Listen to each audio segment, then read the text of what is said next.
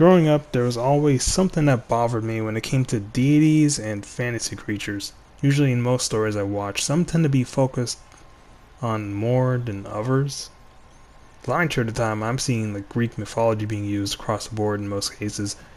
Granted, was kind of a big part of the growth of Western civilization, so it makes sense to see it a lot.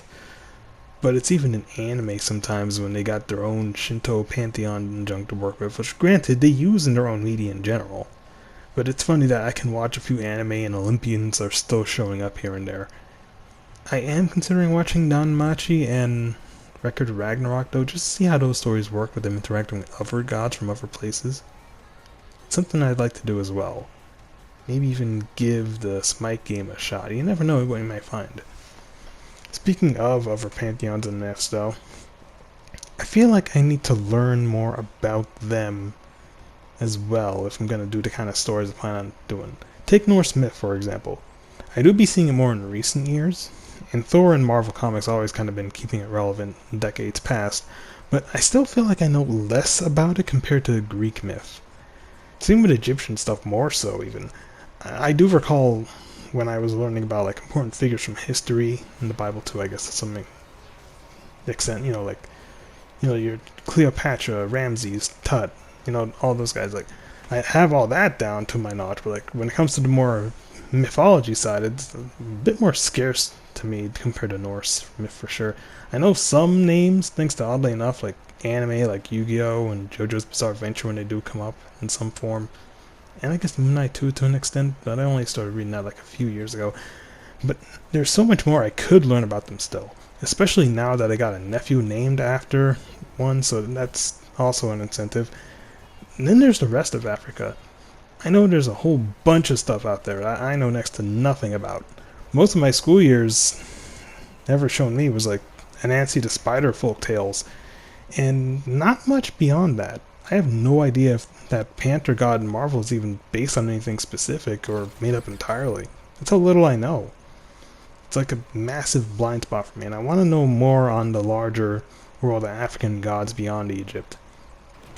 Kind of ironic too, since I look more like the kind of people who would probably know more about said gods, but my family's Christian, so they mainly focus on the one god from that.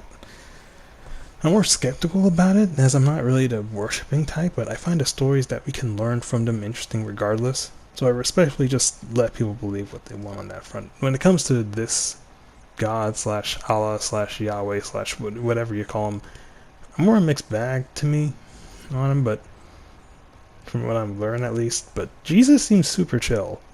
I've also heard that he fights like a seven-headed dragon in the Bible's endgame, so that's pretty rad. Or was it an archangel? Anyways, yeah, I'm saving that for the Chrono Calamity for sure. That sounds metal. So, what brings me to my next point though, being able to respectfully portray said gods in media. Like I said, well, for sure, like, I don't want to just portray them in a disrespectful way if I can help it.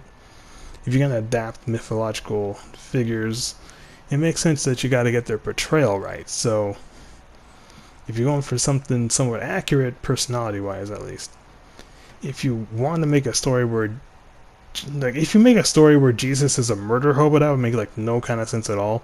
And also piss off a lot of people. But mainly, it's just out of character as all get out. Anybody who knows anything about the guy would call it absurd. Like George Washington as a tyrant or Gandhi as a warmonger. It makes no sense. And if I were to change how anyone would act in any significant way, I want there to be a good reason for it. Like, say for example, I take Jack Frost continuing Old Man Winter's legacy after he dies in the big war that sets up this new universe and such. A more mature, serious veteran Jack, if you will. That's not to say I can't have fun with it though. Like, I'ma still have Cthulhu smoke weed because that is funny to me. Could still make it work as like him getting, like, taking up hobbies out of boredom, getting really into weed and parties, but it's also just funny just to have like a cosmic horror guy just full on baked. But yeah, I want to learn what I can about stuff across the board for this story. It's not even the main plot, it's for like big lore stuff that establishes everything. Calling it the Chrono Calamity. Imagine the end of time was not simply an eventual decay of all things, but instead a sudden shattering of time-space.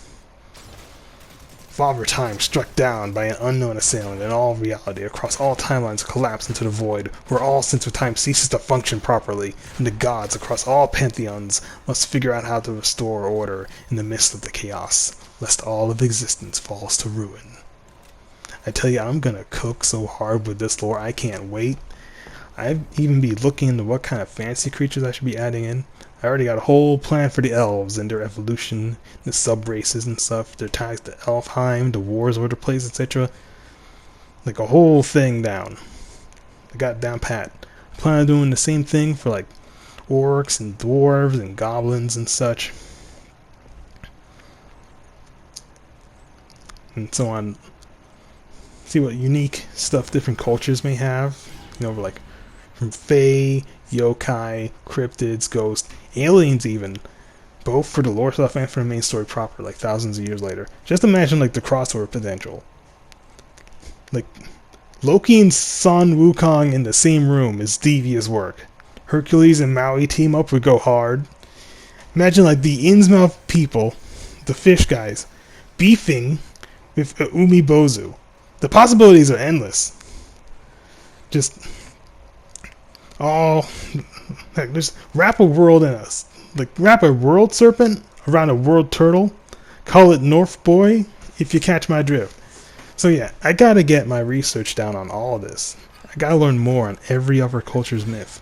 Polynesian and Native American stuff too. That's on the list. I want to learn as much as I can.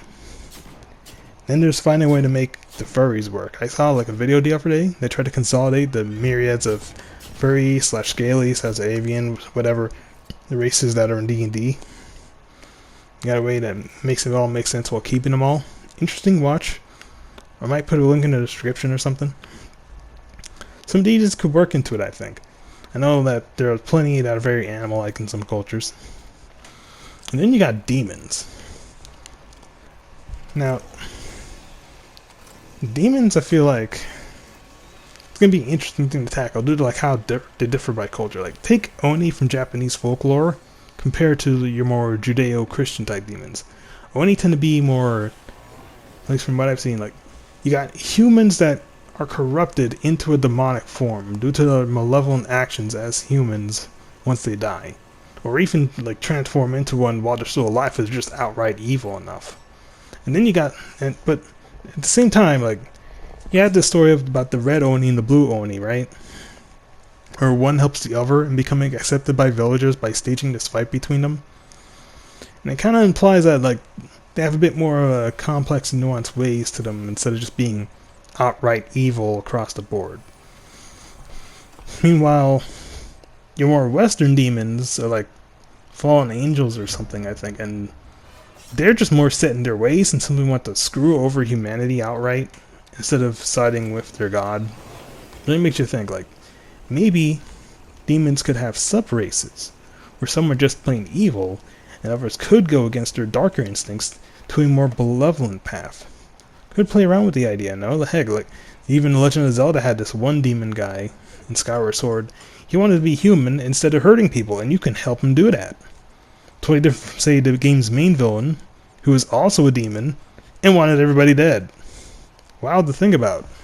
As a Devil May Cry fan, I can see this having layers, like, actually. Are half demons Nephilim? At least with, like, the fallen angel types as a parent. Like, something to consider when I go over Bible lore more, I guess. One of these days, for sure. I gotta get this story started. I got ideas rumbling around in the old noggin as far back as 2006. I ain't getting any younger, so better now than never. I just wanted to get my thoughts out there since I kind of been having a lot to say that I never do, and this was something that's been on my mind as of late. I really got to start writing and drawing. So much to put down, so much to world building research. Now sure, it's not like this stuff is going to be relevant to the main cast at the start, but like it'll play into how things go later.